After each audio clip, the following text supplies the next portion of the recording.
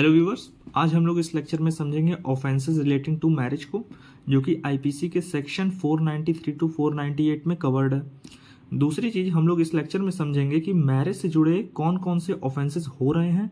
इन मतलब इतने जो सेक्शंस मेंशन्ड है यहाँ पे, उन सेक्शंस में कौन कौन से ऑफेंसेस हो रहे हैं, प्लस कब किस कंडीशन में कौन विक्टिम होगा और कौन ऑफेंडर होगा, इस चीज को भी हम लोग समझेंगे। और दूसरी चीज ये भी देखेंगे कि ऑफेंडर के लिए क्या क्या पनिशमेंट जो है इन सेक्शंस में दी गई है।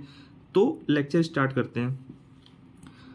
जैसे जब हम लोग इसके आगे बढ़ते हैं तो यहाँ पे हम लोग को दिखता है कि जो इतने 493 टू 498 जो सेक्शंस हैं, उनमें ये 4 तरह के ऑफेंसेस निकल के आ रहे हैं, जिसमें हम लोग पढ़ते हैं मॉक मैरिजेस। मॉक मैरिजेस को हम लोग कहते हैं इलीगल मैरिज भी।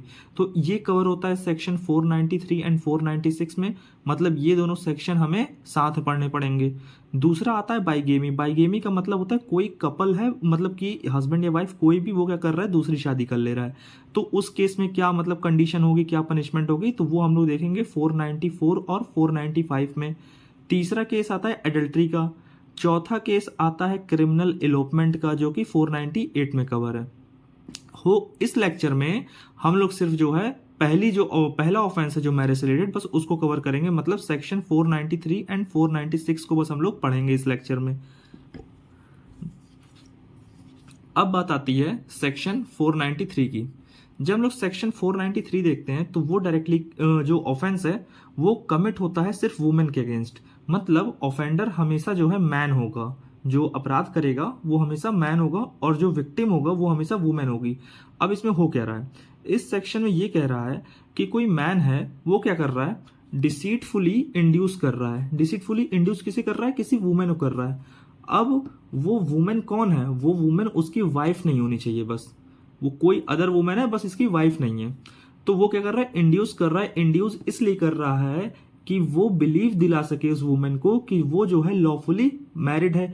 अब होगा क्या कि इस डिसीटफुल इंड्यूसमेंट के कारण ये वुमेन क्या हुई, इंड्यूस हो गई डिसीटफुली, और उस इंड्यूसमेंट के कारण वो क्या करती है, मान लेती है कि हाँ वो मैरिड है उस पर्सन से, और प्लस उसके साथ कोहैबिटेशन या सेक्सुअल इंटरकोर्स में इन्वॉल्व हो जाती है।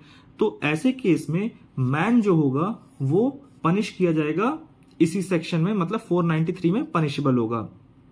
अब जैसे कंडीशन क्या बन रही है, कंडीशन जैसे हम लोग एग्जांपल देखें, कोई मेल है, ये फीमेल है, इसने क्या किया, बताया, बोला कि किसी भी तरह से मतलब डिसीटफुली जो है इसको इंड्यूस कर दिया। अब डिसीटफुली इंड्यूसमेंट यहाँ पे हम लोग समझते हैं कैसे हो सकता है। जैसे इंडिया में बहुत सारे रूरल एरियाज भी हैं, बहुत सारी मतलब इलिटरेसी इतनी ज्यादा है वहां पे लोग, कभी कभी हम लोग को ऐसे केस भी दिखते हैं जहां पे बचपन में शादी हो जाती थी। ये भी केस दिखते हैं कि जहां पे वुमेन इतना ज्यादा घूंघट में रहती थी कि अपने हस्बैंड तक को नहीं पहचानती थी। तो ये सारी चीजें में अपने सोसाइटी में देखने को मिली है। तो होता क्या है, कभी कभी हुआ, ऐसे केसेस भी सामने आए थे सोसाइटी में, जहां पे जैसे मेल है, उसने कह दिया फीमेल से कि हमारी तुम्हारी शादी तो बचपन में हो गई थी, और उसने ऐसा इसको विश्वास दिला दिया। अब विश्वास दिलाया प्लस उसके साथ कोहैबिटेशन। कोहैबिटेशन का मतलब होता है कि सेक्सुअल रिलेशन ही बनाना होता है, मगर सेक्सुअल रिलेशन बनाने के साथ साथ वो मैरिज की जो अदर रिक्वायरमेंट होती है, मैरिज की मतलब कोई जो मेल और फीमेल होते हैं वो क्या कर रहे हैं, जब शादीशुदा हो जाते हैं तो उसमें सेक्सुअल रिलेशनशिप तो इन्वॉल्व होती है, प्लस जो अदर चीजें भी रिक्वायर्ड होती हैं शादी के बाद, जो एक दूसरे की जिम्मेदारी होती है, एक दूसरे की जरूरतों को पूरा करना होता है, वो सब चीजें भी इसमें कोहैबिटेशन में इन्वॉल्व होगी। मगर जहां बात सिर्फ सेक्सुअल इंटरकोर्स की आएगी, वहां कोहैबिटेशन नहीं आएगा, वहां सिर्फ पर्पस हो जाएगा सेक्सुअल इंटरकोर्स का, वहां पे कोहैबिटेशन नहीं आएगा।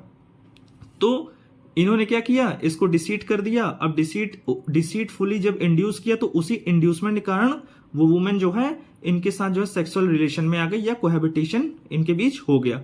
तो ऐसे केस में मैन जो है पनिश किए जाएंगे। अब जैसे इसमें कंडीशन क्या क्या बन सकती है, और एग्जाम्पल जैसे हम लोग देखें, जैसे ये हमारा जो है जैसे रिलीजन पे भी काम करेगा। जैसे कोई पर्सन है, जैसे कोई मैन है, ये मैन है और ये जो है फीमेल है, तो ये क्या करते हैं, इसको विश्वास दिलाते हैं कि मैं जो है तुम्हारी कास्ट का हूं, अब बाय चांस ये अदर कास्ट के हूं, चाहे जो भी हो, तो ये क्या करते हैं, इसको विश्वास दिला देते हैं कि मैं तो तुम्हारी कास्ट का हूं, और ये क्या कर रहे हैं, फॉल्सली जो है इंड्यूस करती है, ये बता के कि मैं तो तुम्हारी कास्ट का हूं, सब कुछ जो है तुम्हारी कास्ट से बिलोंग करता हूं, तो हम लोग को शादी करनी चाहिए। तो क्यों ना कहीं कंडीशन बस ये बन रही होगी कि फीमेल जो है इस कंडीशन बस रुक रही होगी कि हमारा कास्ट जो है सेम नहीं है, इसलिए मैं शादी नहीं करूंगी। मगर ये क्या करते हैं, इसको ये विश्वास दिलाते हैं झूठा कि हम तुम्हारी कास्ट के हैं, तो ये इस विश्वास को मानते हुए इनसे शादी कर लेती है। तो ऐसे केस भी इसी सेक्शन के अंडर कवर हो जाएंगे 493 में। अब आगे बढ़ते हैं, तो अब हम लोग आते हैं सेक्शन 496 पे। सेक्शन 496 इतना बोल रहा है कि जैसे हु एवर मतलब कोई भी पर्सन, हु एवर मतलब कोई पर्सन, मतलब ये हो रहा है कि इस सेक्शन में मैन या वुमेन कोई भी अपराधी हो सकता है। अब जो हम लोग लास्ट सेक्शन देखे मतलब 493 जो अभी इसके पहले देखे, उसमें क्या था, सिर्फ जो है मैन ऑफेंडर था, मैन ही अपराधी हो रहा था, किसी वुमेन के अगेंस्ट ही ऑफेंस कमिट हो रहा था। यहाँ पे किसी के भी अगेंस्ट हो सकता है। दूसरी चीज इसमें हो क्या रहा है कि कोई पर्सन है, मैन या वुमेन कोई भी हो सकता है, उसका इंटेंशन है वो डिसऑनेस्टली या फ्रॉडुलेंटली क्या कर रहा है, परफॉर्म कर रहा है क्या, एक मैरिज सेरेमनी में परफॉर्म कर रहा है एक दूसरे के साथ।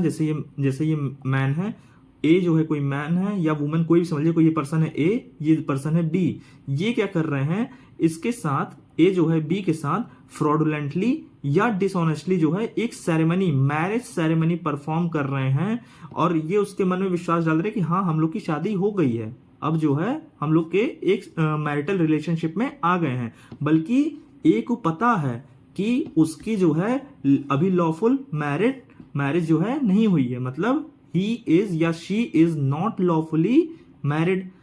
इसको ए को पता है कि वो जो है बी से लॉफुली मैरिड नहीं है, मतलब यहां पे उसका इंटेंशन क्या था, डिसऑनेस्टली या फ्रॉडुलेंटली। जब हम लोग सेक्शन देखते हैं आईपीसी का सेक्शन 24 और 25, तो वहां पे हमें इन दोनों की डेफिनेशन दिख जाएगी। जैसे डिसऑनेस्टली बस इतना बोलता है कि किसी तरह का कोई रॉन्गफुल गेन या किसी अदर को किसी तरह का कोई रॉन्गफुल लॉस पहुंचाना ही ये डिसऑनेस्ट इंटेंशन हो गया।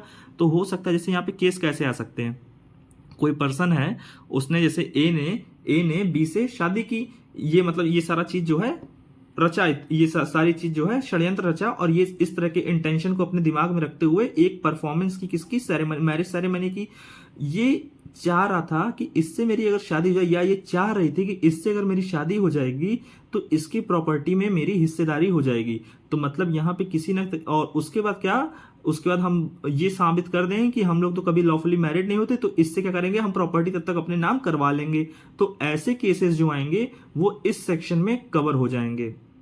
दूसरी चीज, हम लोग जब 493 देख रहे थे तो वहां पे क्या हो रहा था, कोहैबिटेशन मतलब सेक्सुअल रिलेशनशिप।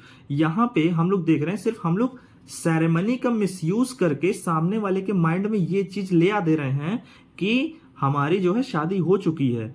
तो अब जो है जब शादी के रिलेशनशिप में आ गए हैं तो इस चीज का मतलब सेरेमनी से हम लोग फायदा उठा रहे हैं, अदर चीजों का मतलब किसी तरह का रॉन्गफुल गेन या रॉन्गफुल लॉस किसी अदर पर्सन को करने के लिए।